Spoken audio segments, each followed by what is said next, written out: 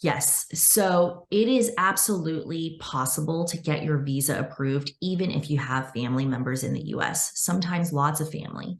However, there are some things that you have to think about. One thing is if you have family members in the US, it's really important to the visa officer how those family members immigrated to the US. If you have a brother who is a doctor in the US, who went to the US for a medical school and then decided to stay and practice medicine, that is going to look much better for your case than someone who went to the US, who claimed asylum, which is something that visa officers are always paying attention to.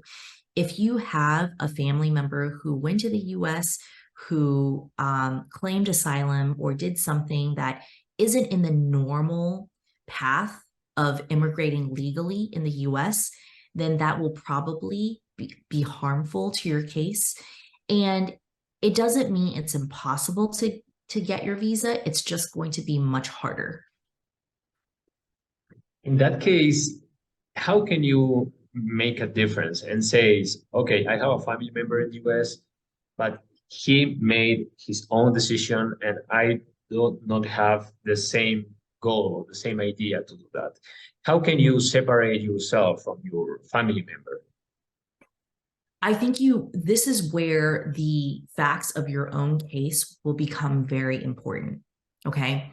Because if you have a family member who went to the US, who kind of did something bad, but you are separate from them and you're a different person and you are very well established in your home country, say, you're a doctor in Ecuador and you have your own practice and you have been a family doctor for 20 years.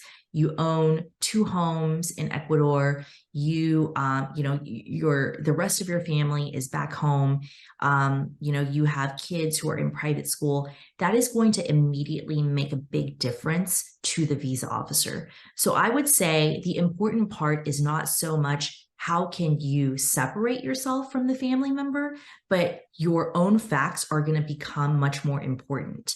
But if, say, your family member went to the US and, claimed asylum, but you yourself are someone who hasn't had a job in the last 5 years, it's not very clear what you do or, whether or not you have career goals or, a lot of opportunity in your home country, then that's going to make it much more difficult for the officer to approve you because your own personal circumstances are weaker than someone who is very established, has clearly, has a lot going for him in his home country that he wouldn't even consider going to the United States and starting over in like a very low position because he's already got everything going for him in his home country. So that's really how a visa officer looks at a situation like that.